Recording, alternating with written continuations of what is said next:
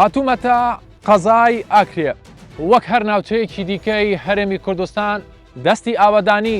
پرۆژە خزمەتگوزاریەکان لە تەمەنی کابینەی نوێمدا ئەم سنوورەشی گرتۆدەوە. چی دیکە جوتیارانی هەرێمی کوردستان بەرهەمەکانیان فڕێنادەن بەڵکو شوێنێکەیە بۆ بە بازاڕکردن بۆ ساغکردنەوەی بەرهەمەکانیان. ئەماش وەکو بەڵێنێک بوو لە کابینەی نوێمدا کە بە جوتیارانی هەرێمی کوردستان درا. جگە لەو پرۆژانەی کە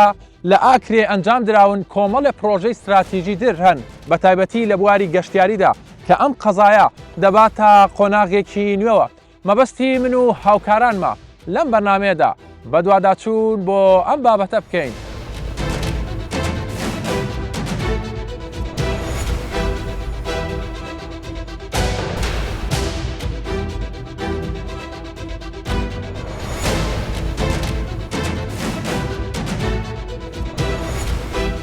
هاتوومەتە ئالوەی هاوچەرخی ئاکرێ دەتوانم بڵێم یەکەمین جارە لەسەر ئاستی هەرێمی کوردستان ئالوەیەک لەسەر ئەم شێوازە دروست کرێ. بەنمونە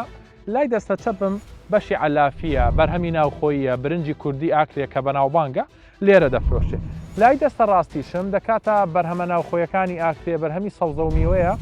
لێرە ساغ دەبێتەوە. واتە هاوڵاتیەک بازرگانێک گەشتیارێک کە بێتەم ئالوەیە زۆر بە ئاسانی دەتوانێت هەموو بەرهەمە ناوخۆیەکان لە یەک شوێنە و بە کاتێکی کەم و لە شوێنێکی پاکوخاوێنە بەدەستی بهێنێت.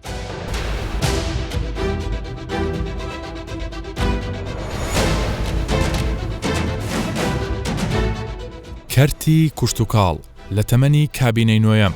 وەک خۆی کارنامەکەی جێبەجێکرا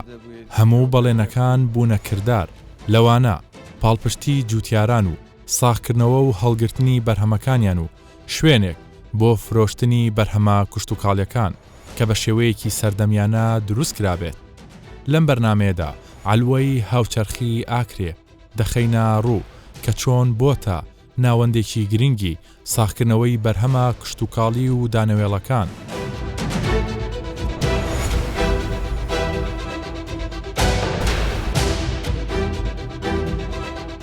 ئێستا ئێوە نزیکەی مانگێکە بێ هاتوونەتەم ئالوە نوێەوە لە ئاکرێ. چه جیاوازیەکەی وەکو خۆت بازرگانێکی لێرە ئیش دەکەیت؟ وڵات جیاوازی ئەوە و پێشونەکە جەمێ بەرتەسک بوو بچەکی بێسەربەریش بوو کوڕە هەری بوو هەنەکە الحەمدولیلای پاک و پاکژە هەن لە تەوالیتە هەن لە ئیدارێ هەن لە ساحب گەرێک بەرفرەترە سە شارەی ڕێسیش هەنەسی بەس خەرگەش باشتر تێت الحەمدولیلا. خزمەتگوزاریەکانی چۆن بوون؟ وڵات لە کەهرەب زۆر باشە لە جەماعەتیش پاکشکردنی زۆر باشنەوانش زۆر بەسەربەرن هات شتێ شێداوا بکەیتەوە نیشان مەزبوطە و زۆر بەسەربەرن. بۆ ئێوە فەرقی هەیە لە ڕووی بازرگانیکردنەوە لە ڕووی فرۆشتنەوە زیاتر بفرۆشن لێرە؟ زۆر باشە تقریبا ئەو ئەلوێمە بۆ خۆت سێقات تەقریبا فەرقی کردی زۆریش باشە. لەولا چەند دەدایەنا بەرهەم ئێستا دەتوانی چەند بێنیت؟ وڵات تەقریبا سێقات دەرن ڕۆژێک کەیەک بوون کە ئەلانە سێکەیە. باشە. جگە لە بازرگانەکانەوەی کە میوەشتە فرۆشن لە مارکێت وشتەکانە هاوڵاتیانیش سەردانتانەکەن؟ تاکید هاوڵاتی مفرەت زۆر دێتنەرێ وڵات. مفرد احتمالا ساعت ده هەتا یەکی مفرد زۆر دێت بەڵام ئەی لەولا چۆن بوو داهاتن؟ مفرد دێت کەم بوو چونکە سەر شارە ئەشتا زۆر نەفرۆتن مەزالە نەدامە.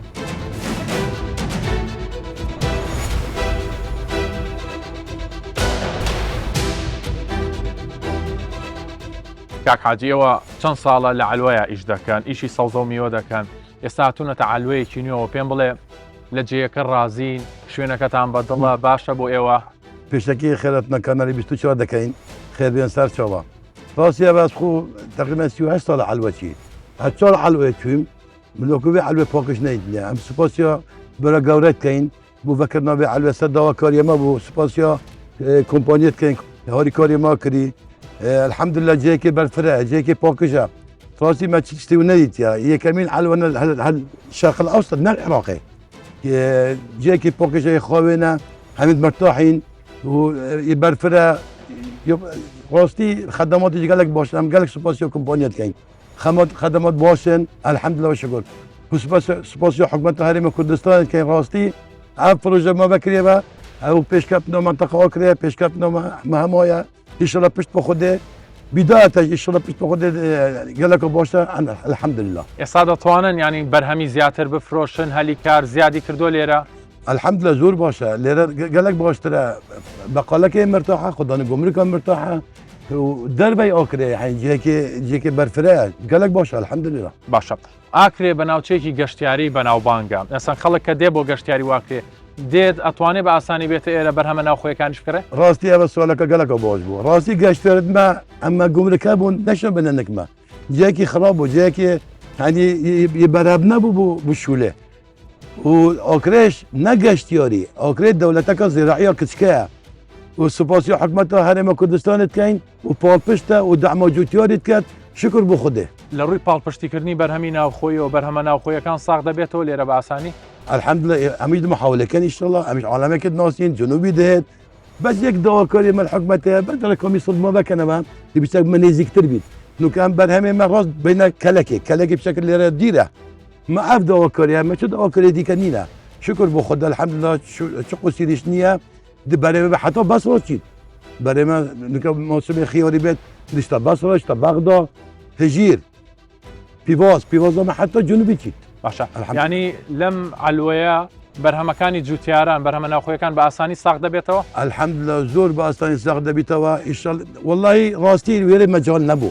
لأن جاكي برفريا جي سيارة هاي جي لوريا ويري لوريا هشتاني داخل ندبو جي نبو لأن بشت بخوده ان شاء الله زور سپاسی حکومت هرم کردستان کن لأن جاكي برفريا دي سيارة مازن دهن دي تريلين دي بوركان دي شول وبيتوا قالك باشا قالك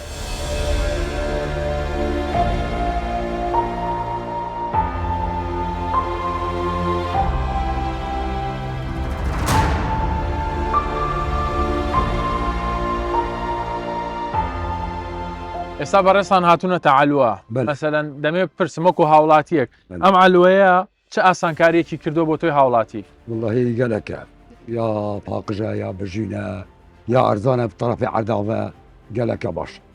لە ڕۆی ڕێگاوبان و ئاسانکاری تۆنە فرعي تويت فرنا دكاني تويت فرنا قالك همش قلت تويت باشتر چ فەرقی هەیە لەگەڵ علوەی پێشووە قالك صدا نوت چۆن فەرقەکەی چییە فرقك ويري قالك بيس بوا شابال بو ويري قالك باقجة كاز نشان نب سياران نب بشر كتان أفضل با تقنية قريو تۆ ئەگەر میوە هەر شتێکت پێویست بوو دەیتە علوە دەکڕیت بلا والله صاناي سري كامو بدو دقنا بكره وباب سعری بەرهەمەکان فەرقی هەیە قالك باش قال لك سعرك مناسبة درست باشە باو پرسیارەشە لێ بکەم بەرهەمی ناوخۆی دەکڕیا و بەرهەمانی کە لە دەرەوە دێن نا ولا نافخو ناوخۆ دقاطة قليلي ینی تۆ هەموو جارێگەر پێداویستی دەبوو دەی بە ئاسانی لە علووە ئەشەی خۆ دەکڕیت و دەچیت اري والله زاناي خوش منوف زمانك ودد قاتو پرۆژەیەکی حکومەتە کەرتی تایبەت دەبەرەوە چیت هەیە بۆ حکومەتۆ والله تغسيلي لك حكمة اري والله بحمش كلامه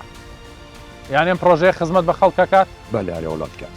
اري والله بحمش كلامه بك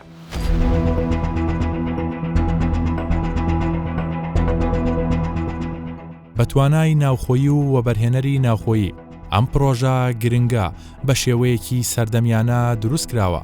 ئەوەی سوودمەندی سەرەکی بووە لەم پرۆژەیەدا گەنجان و جوتیارانی ناوچەکە بووە کاک هاتم دەمەوێت بە شێوەیەکی گشتی بەڕێستان باسی علوەی هاوچەرخی ئاکرێمان بۆ بکەی لە چی پێگاتوە چەند بەشی ئێستا دەبینین خەڵک بەرهەمە ناوخۆیەکانی لێرە دەفرۆشێت چۆن ئەگەر بەڕێستان باسی بکەن ئێمە ئێستا ئەوەکو سنتەری بازرگانی حلوای هاوچەرخی ئاکرەیە ئەم سنتەری بازرگانیمان پێک دێ لە 48 علوەی لە 12 دوکانی کە بەناو دوکانی علافە بەڵام لەو هەموو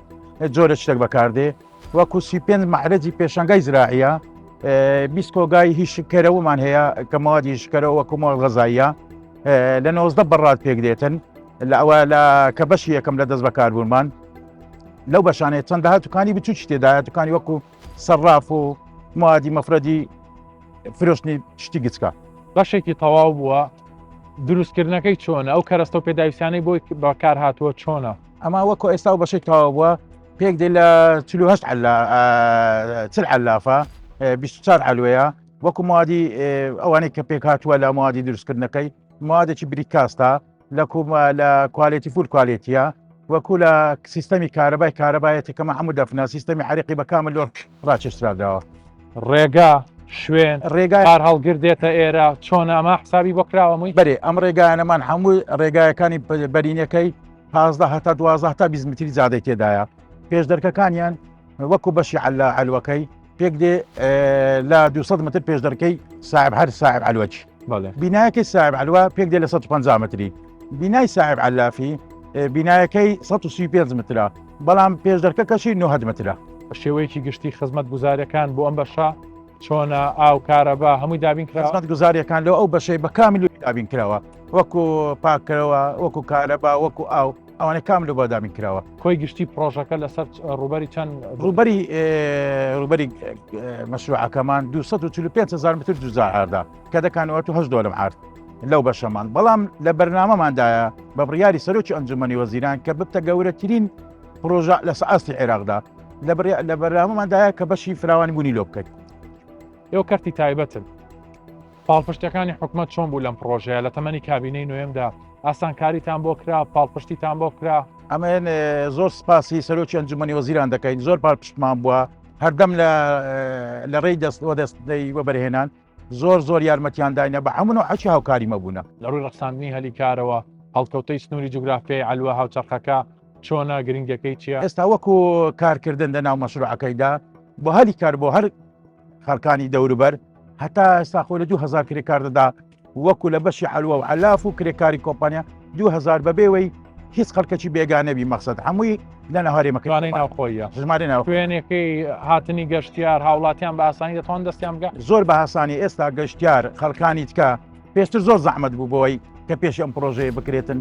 لۆ بەشی علاف و علوە زۆر زەحمەت بوو خەڵک پێی نەدەزانی پێی نەدەگەیشت بەڵام ئێستا وەکو ئەم پرۆژەیە هەموو خەڵکە دەتوانانی ڕووی تێ بکە وەکو گەشتیاری بێگانە وەکو خەڵکانی ناوخۆمان کە لە هەلوی هاولێر دێت لە سلێمانی دێ لە دۆک دێتن خۆ دەزانی ئەوە کەرتی تایبەتن بەشێک لەمانەتان فرۆشتووە شێوازی پرۆشتنەکەی چۆن بۆ پاڵپشتیتان کردوون ئەمە ئەوەی کە ساحب ئیجازەیە وەکو لە لایەنی پەیوەندیدارکە مۆڵەتیان پێدراوە ئەو بەشانێک کە مۆڵەتیان پێدراوە ئەمە بە قسەی درێژخاینمان داینێ بە قسەی زۆر درێژخاین زۆر لێمان ڕازینە ئەمەش لەوان ڕازینە چۆچی کە بە سعرەتیان دراتێ بەڕاستی سعرەتی زۆر لە خوار بازارەکەی خوار بازارە نرخەکەی زۆر لە خوار بازاردایە چونکی ئەویش بڕیاری سەرۆکی ئەنجومەنی وەزیران بوو یعنی ئەمە سوودی لێوەرەگرن ئەمانەی کە لێرە ئیش دەکەن ئەوانەی کە ئێستا ئیش لێرە دەکەن زۆر سولمەندن لێدا زۆریش لێیان مەمنونین ئەوانیش زۆر لەمە مەمنونن کە هەم لە سعرەکەی هەم لە خەدەماتەکە و خزمەتەکانیان پرۆژەکە بە شێوازێک دروست کراوە کە هاوڵاتیان یان گەشتیاران دەتوانن ڕاستەوخۆ بەرهەمان ناوخۆیە تایبەتەکانی ئاکرێ بکڕن بە تایبەتیش برنجی ئاکرێ کە ناوبانگێکی زۆری هەیە لەسەر ئاستی هەرێمی کوردستان و ناوچەکە.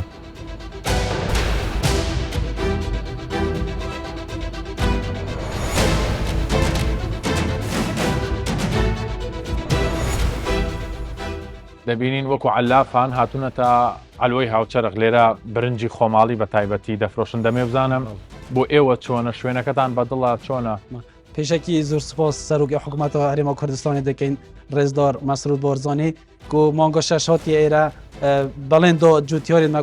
علوەکە هاوچەرخ بۆ جوتیۆری مادانیت گەلێک سوپاسی سەرۆکی حکوومەت هەرێما کوردستانی دەکەین کو بەڵێنەکە جێبەجێ کرد شوێنەکە چۆنە بە ئامێستا بەل جێمە گەلێک خوشترە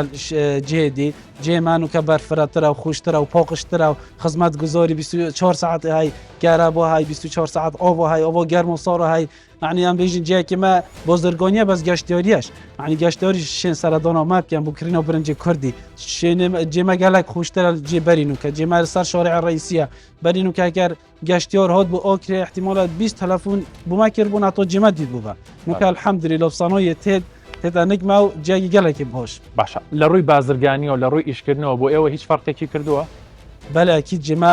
بۆزرگۆنی گەلێک خوشترە لێوەتی بەری نوکە دکانێت مە احتیمالە جێ 10 تانەوە بۆ نوکازی 100 تانە دۆمە بۆ دکانە جێ دکانێت مەگەلێک پاقشتر و بەرفرەترن دکانێت بەری نوکە بەری نوکەشمە بەس شولا برنجیت کرد نوکە من بەرهەمیت خۆمالیت ئۆکری خرێتینە داعین مناینۆی مێوێژە گوێزە شابربانە بەرهەمیت ئۆکری چای خۆمالی من هەموویەتینە فرۆشی برنج لە ئاکرێ چۆنە زیادی کردووە بەرهەمەکەتان ئۆکرێ بنۆودانگە برنجی کوردی ئەو گەشتیۆری تێدا ئۆکرێ عنی فگرۆی چیت بوو برنجێک کوردی دیوە برنجە کوردی بکڕیت گەل خوبەتەوە باشە چەند جۆرتانە ئێستا بۆ فرۆشتن ئێرەما 6 جوورت برنجە کوردیت هەی شەشمەیی هەی تەحالفی هەی سێمانگی هەی سادری بودنۆری هەی تەحالفی مصری هەی و کەس نەدیتیشی هەی باشە زۆر جارە و گلێژ لێەوە دەکەن ئەڵێن برنج لە دەرەوە دێنن بە نای برنجی کوردیەوە دەفرۆشن خەڵک چۆن ئەمە جیا بکاتەوە gelek birincê tê derve tê navê birincê Kurdî tê de firotin evê pîkemot gêrînin ê bena Silêmaniyê bena Hevlêrê xir navê Kurdî tê de firotin bele ew birincê Kurdî niye em hesken geştiyar hemî Herêma Kurdistanê seredana Okrê biket em bînime bes şaltûkey pêş çavê xelkê em dî bi oşî keyin birincekî Kurdiyê sadê sal برنجی کوردی ئەوەندەتان زۆرە کە بەشی کوردستان بکە پشتی کابینا نهی سروکی حکومت گو گرنگی زور دا کرتی کشت کاله یعنی جوتیارین مه کردن که هات بینو که 10 تانه تین بله ترا هم کردستانت کرد بە شێوەیەکی گشتی لە علوەکە ڕازین ینی ئەوە بوو لەسەر داواکاری ئێوە دروستکراوە شوێنەکە باشە مەسەلەن لە ڕووی تەڕەشوعەوە لە ڕووی پاراستنی بەرهەمە ناوخۆیەکانەوە شوێنەکەتان باشە بله پیشی 6 سالت هاتی اوکر علومت قدیم تاگود اگر مزانی و جیات واس نتوت من روپرت شنات کرد نو که الحمدلله جایی که زور پاکج سر و بره خدمت گزاریش بار بگی 24 ساعت های افرو ساعت 8 ساعت دکان آخو کرد دو کری کار دکانم پاکش کرد سپاسی هاشت کی آوا گرم های یعنی جایی که زور خوابین و پاکشه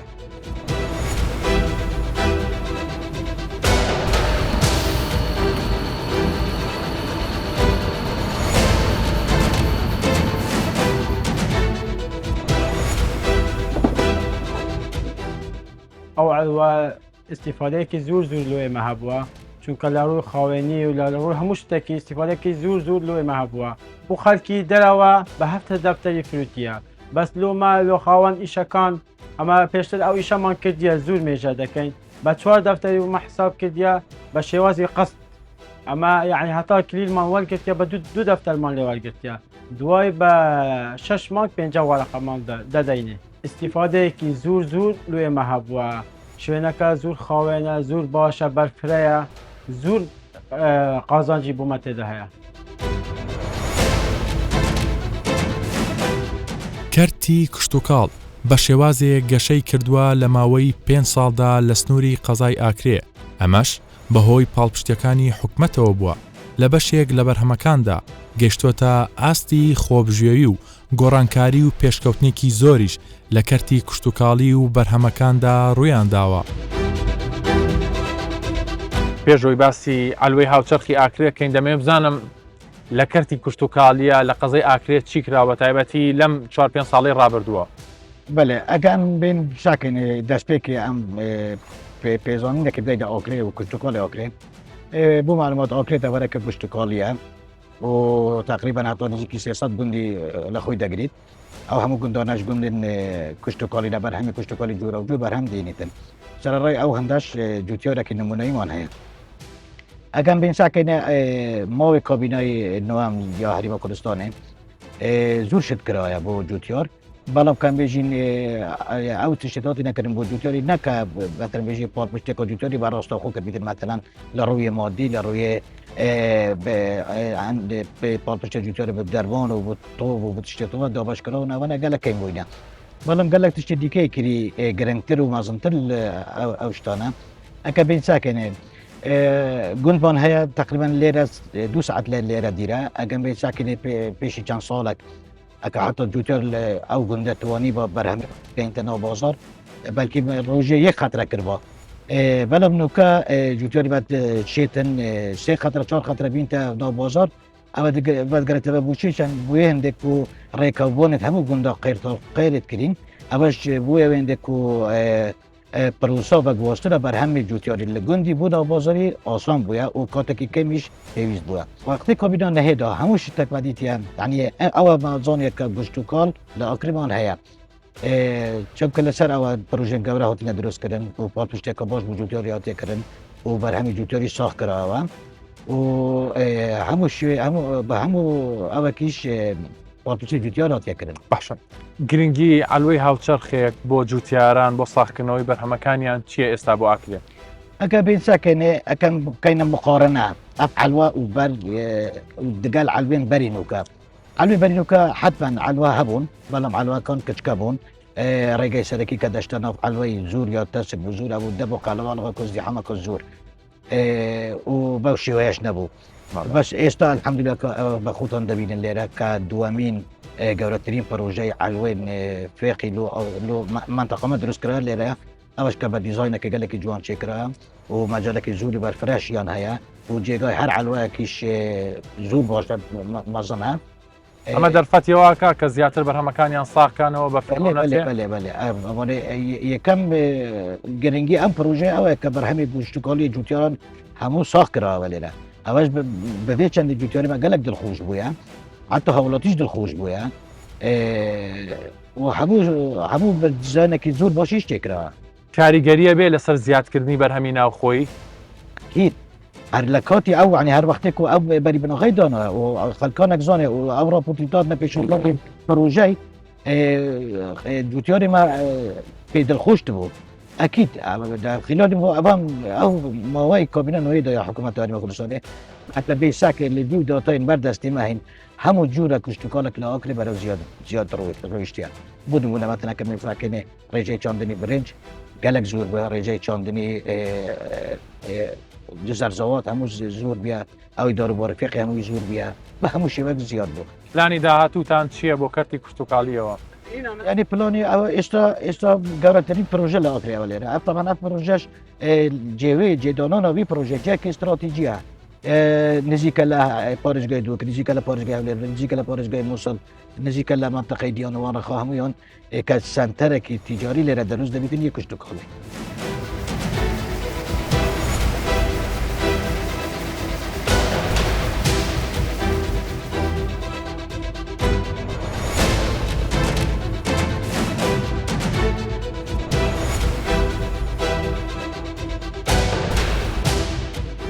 پێکهاتەی پرۆژەی علوەی هاوچەرخی ئاکرێ